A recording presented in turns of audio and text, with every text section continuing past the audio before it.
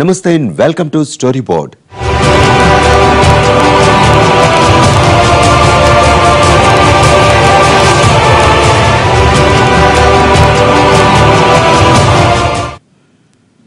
తెలుగు రాష్ట్రాలపై వరుణుడు పగబట్టాడా?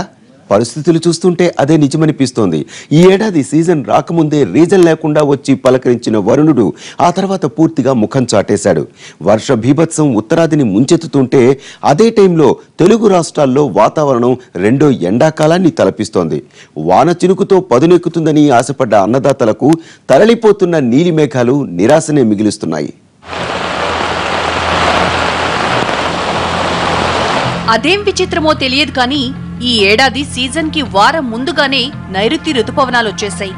కేరళ తీరాన్ని దాటి ఏపీ తెలంగాణ మీదుగా వరాల జల్లులు కురిపించుకుంటూ వెళ్లి వేసవి తాపానికి చెక్ పెట్టాయి.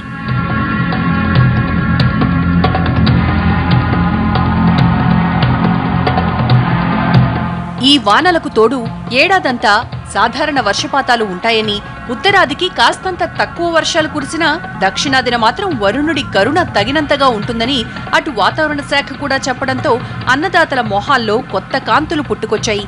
కానీ 3 వారాలు తిరిగేసరికి సీన్ మొత్తం రివర్స్ అయింది. ఉత్తరాదిన వర్ష బీభత్సం కొనసాగుతుంటే దక్షిణాది రాష్ట్రాల్లో రెండో ఎండాకాలం వచ్చినట్లు భానుడు ఉడికిస్తున్నాడు.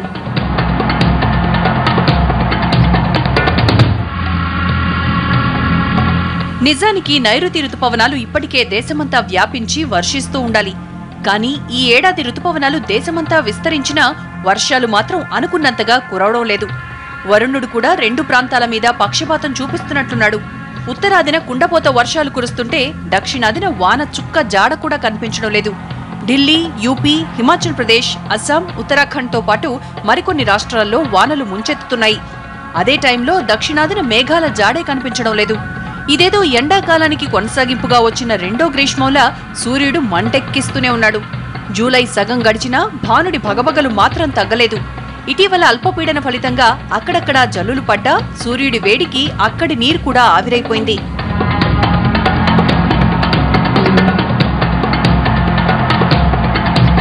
ఇప్పుడు తెలుగు రాష్ట్రాల్లో ఉష్ణోగ్రతలు వేసవి టెంపరేచర్లకు దగ్గరగా నమోదవుతున్నాయి. పరిస్థితి ఇలాగే కొనసాగితే అన్నదాతలకు ఖరీఫ్ చేయి దాటిపోయినట్లే కనిపిస్తుంది. చేసేది లేక అన్నదాతలు అన్ని పనిముట్లు సిద్ధం చేసుకుని ఆశగా ఆకాశం వంక ఎదురుచూస్తున్నాడు. ఇప్పటికే తొలకరితో వేసుకున్న విత్తనాలు వానల్లేక భూమిలోనే ఎండిపోతుంటే వాటిని బతికించుకోవడానికి నానా కష్టాలు పడుతున్నాడు. మరో 2 నెలల వరకు ఇలాంటి పరిస్థితులే ఉంటాయని, హిమాలయాల్లో రుతుపవనాలు ఆగిపోయాయంటూ వాతావరణ శాఖ అధికారులు చేస్తున్న ప్రకటనలు అన్నదాతల గుండెల్లో రైళ్లు పరిగెత్తిస్తున్నాయి. ఈ ఖరీఫ్ క్రాప్ తాలూకా ప్రొడక్షన్ బాగా తగ్గిపోయే అవకాశం ఉంది. అప్పుడు రాబోయే రబీ క్రాప్ మీద ఎక్కువ ఆధారపడాల్సి వస్తుంది. కానీ ఖరీఫే మనకి మేజర్ క్రాప్ కాబట్టి ఇక్కడ తగ్గినట్టయితే మొత్తం స్థూలంగా జాతీయ ఉత్పత్తి కూడా, వ్యవసాయ ఉత్పత్తులు కూడా తగ్గిపోతాయి. సో దీని తాలూకా ప్రభావం ఉంటుంది. మన ఎకానమీ పైన కూడా దాని తాలూకా ప్రభావం కొంతవరకు ఉంటుంది. అయితే ఎందుకంటే మనకి ఇది వ్యవసాయ ఉత్పత్తులు పడిపోతున్నాయి, తర్వాత పారిశ్రామిక ఉత్పత్తులు కూడా పడిపోతున్నాయి. కేవలం సర్వీస్ సెక్టర్ మీదే మన తాలూకా జాతీయ ఆదాయం ఆధారపడాల్సి వస్తుంది. కాబట్టి పరిస్థితి చూస్తుంటే దక్షిణాదితో పాటు 2 తెలుగు రాష్ట్రాలపై వరుణుడు పగబట్టాడా అనిపిస్తోంది. వరుణుడి కరుణ కోసం చాలా జిల్లాల్లో ప్రజలు, రైతులు పూజలు చేయడం మొదలుపెట్టారు. అలా చేస్తే అయినా వరుణుడు కరుణిస్తాడని, తమ కష్టాలు గట్టెక్కుతాయని ఆశపడుతున్నారు. ఇప్పటికే చాలా జిల్లాల్లో రైతులు వర్షాల కోసం కప్పలకు పూజలు చేయడం మొదలుపెట్టారు. సీజన్ తొలి రోజుల్లో ఆశాజనకంగా ఉన్న వర్షాలు క్రమంగా కనుమరుగైపోయాయి. తొలినాళ్లలో బాగా వర్షాలు పట్టడంతో రైతులు లక్షల ఎకరాల్లో విత్తనాలు కూడా వేసేశారు. ఆరుద్ర సీజన్ రాకముందే ఖరీఫ్ పనులు మొదలుపెట్టారు. కానీ రాను రాను నైరుతి రుతుపవనాల ప్రభావం తగ్గిపోయి పూర్తిగా కనుమరుగైపోవడంతో ఇప్పుడు ఏం చేయాలో పాలుపోక తలలు పట్టుకుని కూర్చున్నారు. తెలుగు రాష్ట్రాల్లో వాస్తవ పరిస్థితులు ఇలా ఉంటే అధికార గణాంకాలు మాత్రం వానల గురించి అంకెల రంకెలేస్తున్నాయి. దేశంలో కరువు దాని గురించి అనలైజ్ చేస్తే మనం చూడండి, సౌత్లో వచ్చేసరికి మన రాష్ట్రం అయితేనే, కర్ణాటక అయితేనేమి, కొంత మహారాష్ట్ర భాగము, అది ఘాట్స్, వెస్టర్న్ ఘాట్స్కు పక్కన ఉన్న ల్యాండ్ అంతా డ్రౌట్ ప్రోన్ ఏరియా. అంటే బెల్లారిలో 60% సంవత్సరాలు డ్రౌట్స్ వస్తూనే ఉంటాయి. ఇక వర్షాలు పడేందుకు ఒకటే మార్గం కనిపిస్తోంది. బంగాళాఖాతంలో అల్పపీడనం ఏర్పడితే తప్ప ఇప్పటికిప్పుడు తెలుగు రాష్ట్రాల్లో వర్షాలు పడే పరిస్థితులు లేవు. అల్పపీడనం ఏర్పడి రుతుపవనాలు బలపడితేనే వర్షాలు పడే అవకాశం ఉన్నట్లు వాతావరణ శాఖ చెప్పుకొస్తోంది. ఒడిషా నుంచి తమిళనాడు వరకు వాయువ్య దిశగా ప్రస్తుతం బలంగా వేడిగాలులు వేస్తున్నాయి. దీంతో మేఘాలు కూడా వర్షించకుండానే ఆ గాలివాటానికి ఎగిరెళ్లిపోతున్నాయి. మరోపక్క భానుడి కిరణాలు నేరుగా భూమిని తాకడం వల్ల ఉష్ణోగ్రతలు కూడా పెరుగుతున్నాయని వాతావరణ శాఖ చెప్పుకొస్తోంది. 135 సంవత్సరాల వర్షపాతం ఇది. సంవత్సరం మన 3 ప్రాంతాలలో కలిసిన వర్షపాతం సంవత్సరం. దీంట్లో ఏంటంటే 66 సంవత్సరాల్లో వెరీ లో రెయిన్ఫాల్ కంటిన్యూస్గా మొదట.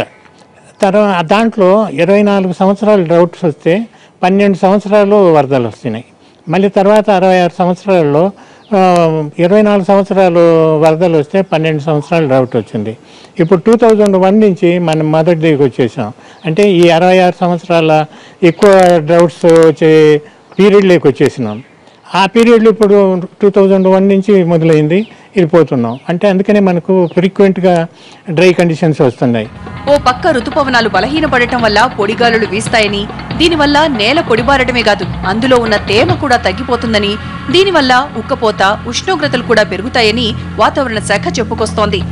ప్రస్తుతానికి బంగాళాఖాతంలో అల్పపీడనం ఏర్పడే అవకాశాలు కనిపిస్తున్నా అది ఖచ్చితంగా బలపడుతుందని చెప్పలేమంటున్నారు.